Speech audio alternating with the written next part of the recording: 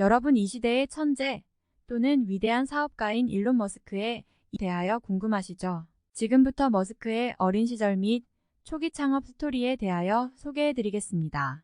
페이팔의 전신이 된 온라인 결제 서비스 회사 X.com, 로켓 제조회사 겸 민간 우주기업 스페이스X, 사람의 뇌 컴퓨터 인터페이스 회사 뉴럴링크, GPT를 개발한 인공지능 회사 오펀AI를 설립했고 초고속 진공 열차 하이퍼루프 프로젝트를 기획했으며 도지코인의 열광팬이다. 또한 지하 운송 시스템 더 보링 컴퍼니를 설립했으며 시가, 총액 기준으로 전기자동차 회사 테슬라를 세계 최대의 자동차 제조사로 만들었다. 또한 트위터의 소유주가 된 인물이기도 하다. 2022년 기준 세계에서 가장 부유한 인물이었으며 인류 역사상 최초로 개인의 자산이 3천억 달러를 돌파한 사람이다. 항공우주, 전기차, 인공지능, 인터넷 위성군, 초고속 열차 등 다양한 첨단 과학 분야 기업을 경영하며 글로벌 기술 시장을 선도하고 있다. 또한 그의 영향력은 특정 첨단 기술 업계에만 국한되는 것이 아니라 단순한 트윗 한 줄만으로 주식, 암호화폐와 같은 투자 분야의 상품들을 수십조 원씩 상승 또는 하락시키기도 하며 상당한 양의 기부금을 사용하여 미국의 정치에 관여한다. 전 세계에서 가장 영향력 있는 경영인으로 손꼽히지만 그에 걸맞지 않은 진중하지 못한 태도와 종잡을 수 없는 행보로 인해 신뢰할 수 없는 소시오패스라는 악평과 천재적인 능력을 가진 기업가라는 칭송을 동시에 받는 인물이다. 머스크의 어린 시절은 1971년 남아프리카 공화국 프리토리아에서 엔지니어인 아버지와 모델인 어머니 사이에서 이남, 일녀 중 장남으로 태어났다. 머스크의 외할아버지는 미국에서 태어난 캐나다인이며 할머니는 영국과 독일계 혈통이다. 아버지 에롤 머스크는 엔지니어였으며 어머니인 메이 머스크는 모델 겸 영양사였다. 에롤은 현재에도 남아공에 거주 중이며 메이는 노년의 나이에도 아직까지도 현역 모델로 활동 중이다. 그의 아버지인 에롤이 남아공에서 최연소로 기술사 자격을 취득한 우수한 전기기술자여서 어린 시절 머스크의 집은 상당히 부유했다고 한다. 에롤은 젊은 시절 에메랄드 광산 채굴권을 헐값에 구입해 막대한 부를 축적했던 것으로 알려져 있다. 인디펜던트지에 의하면 에롤은 언론과의 인터뷰에서 그 당시 우리는 매우 부유했습니다. 돈이 너무 많아서 금고의 문을 닫을 수도 없었습니다. 라고 너스레를 떨었다. 머스크는 아버지인 에롤 덕분에 현재의 자신이 될 수 있도록 만든 여러 가지 장점들을 얻었다.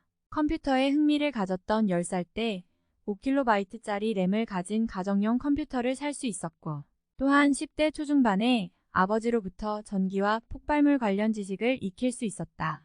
그리고 학창시절 머스크는 삶의 의미와 목적이 무엇인지 의문을 갖고 우울함을 겪은 후 니체나 쇼펜하우와 같은 철학서로 극복했다. 어린 머스크는 프로그래밍에도 흥미를 가졌다.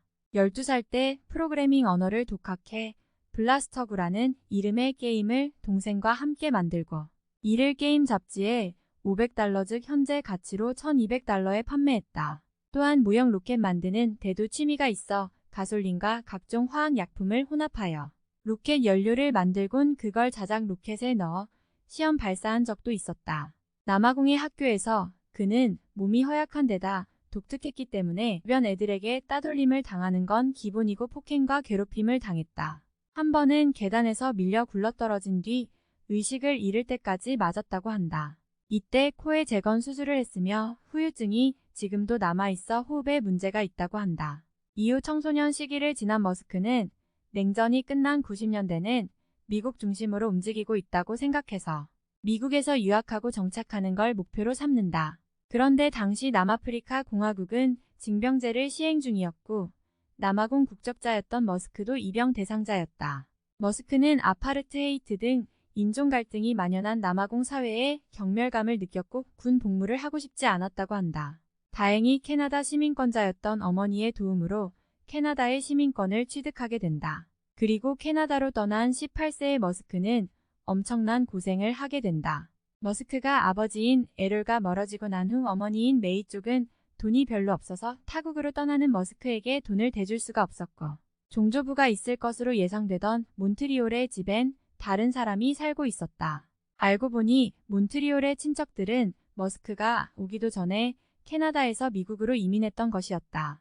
때문에 1년 동안 노숙자처럼 이리저리 떠돌아다니며 공장의 유독한 보일러 폐기물을 치우거나 전기톱으로 통나무를 자르는 등 인력시장에 꾸준히 일을 하며 살았다. 이후 2년 동안 온타리오에 위치한 퀸스 대학교에서 경제학을 전공하다 미국 펜실베이니아 대학교로 편입, 2년 동안 경제학 학사를 받기 위한 학점을 이수하고 이후 1년 더 머물러서 와튼 스쿨에서 물리학 학사 학점까지 모두 이수하여 펜실베이니아 대학교에서 복수 전공으로 경제학과 물리학 학사 학위를 받고 졸업한다.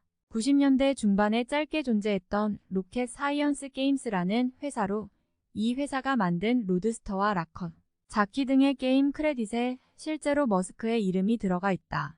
이후 재료과학 전공으로 1995년 스탠퍼드 대학교 박사과정에 합격하였으나 창업의 길로 들어서기로 결정하면서 입학도 채 하기 전에 합격 통지만 받고 등록을 하지 않아 자동 제적되었다. 이후 머스크는 사업가로서의 길을 걷게 된다. 대학을 자퇴한 이후 1995년 집투, 창업을 시작으로 엑스닷컴 페이팔의 전신인 회사를 설립한 후 매각하여 젊은 나이에 2천억 원대의 억만장자가 된다. 이후 스페이스X를 설립하고 테슬라의 경영에 뛰어들면서 개인 자산의 대부분을 투자한다. 하지만 설립 후 많은 문제들이 연달아 발생하는데 2000년대 중후반 테슬라 로드스터의 배터리와 변속기에서 문제가 발생해 변속기를 처음부터 재설계해야 하는 상황이 발생하면서 정식 출시일을 지키지 못해 고객과 언론에게 엄청난 비난을 받았다. 또한 스페이스X의 펠컨 1의 1차에서 3차까지 발사가 모두 실패하면서 막대한 재정난을 겪었다. 또한 이 시기에 2008년 세계 금융위기가 겹쳐서 자금 조달이 매우 어려웠다. 마찬가지로 테슬라 모터스도 2007년과 2009년 사이 테슬라 로드스터의 생산 차질로 파산 직전까지 갔었다.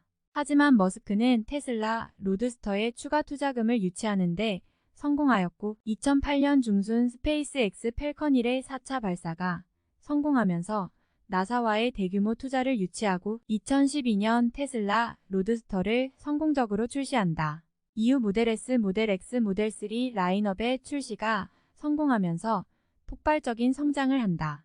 그는 회사를 창업하기 전 본인에게 얼마 정도가 필요한지 알아보기 위한 일종의 실험을 했다. 이른바 일론 머스크의 욕구 실험이라고도 알려져 있는데 하루를 1달러로 살아가는 것이었다.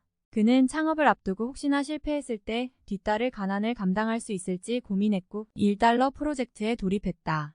일론은 대형마트에서 냉동 핫도그와 오렌지 30달러어치를 사서 컴퓨터를 끼고 한 달 동안 매일 그것들만 먹고 생활을 했다.